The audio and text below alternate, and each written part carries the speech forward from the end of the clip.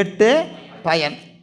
இப்போ பாருங்கள், உபதேசம் கட்டளை வாக்கியம். குருநாதர் சொல்வார், ஓராதே, ஒன்றையும் உற்று உண்ணாதே, நீ முந்தி பாராதே, பார்த்ததனை பார். இது உபதேசம். முன்னிலை வாக்கியம். குருநாதன் மாணவனுக்கு சொல்வது, ஏய் முந்தி முந்தி போவாத, திருவருள் வேணும்னா அடங்கு, திருவருள் வேணும்னா அடங்கு என்று சொல்வது உபதேசம். இப்போ இது யாருக்கு? முன்னிலை வாக்கியம். முன்னிலை வாக்கியம்னா என்னது? ஆசிரியர் மாணவனுக்கு செய்கிற உபதேசம். ரெண்டாவது என்னது? சாதனை. 7வது அதிகாரம் சாதனை. சாதனை யார்? சாதனை செய்யும் போத தனக்குத்தானே சொல்லிக்கணும். கேட்டதை என்ன செய்யணும்? பயிற்சி பண்ணணுமா இல்லையா? குருநாதர் உபதேசம் பண்ணிட்டாரு, அதை என்ன செய்யணுமே? பயிற்சி பண்ணணும். என்னன்னு சொல்லி பாயணும்? உற்கை தரும் பொற்கை உடையவர் போல் உண்மை பின்னிற்கை அருளார்களே. நம்ம முன்னாடி போகக்கூடாது, முன்னாடி போகக்கூடாது, எங்கே போனாலும் நமக்கு அறிவு போகுது, போகக்கூடாது, போகக்கூடாதுன்னு இவன் என்ன செய்யணும்? பயிற்சி பண்ணணும். எங்கே போனாலும் முன்னாடி போவோம், போவாத போவாதான்னு என்ன செய்யணும்?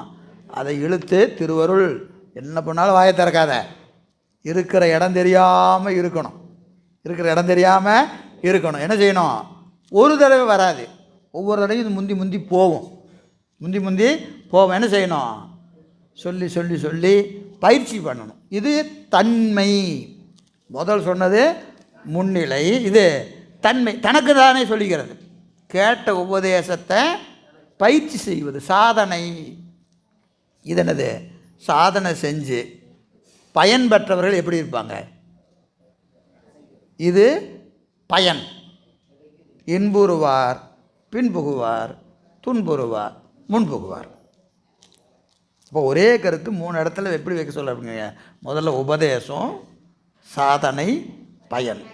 இப்போ இன்புறுவார், இருளில் எழும் சுடரின் பின்புகுவார், துன்பார், இருளில் எழும் சுடரின் முன்புகுவார் என்று இதை காட்டுகிறார். 58 உபதேசம். தலைப்பு அதுதானே, அதிகாரமே அதுதானே, உபதேசம்தான். 7வது அதிகாரம் சாதனை. சாதனையில் தன்மை, அது முன்னிலை. முன்னிலை என்பது ஆசிரியன் முன்னிலையில் மாணவனுக்கு உபதேசம் நடக்குது, அது முன்னிலை. இது தன்மை. தன்மை என்பது தனக்குத்தானே சொல்லிக்கிறது. இது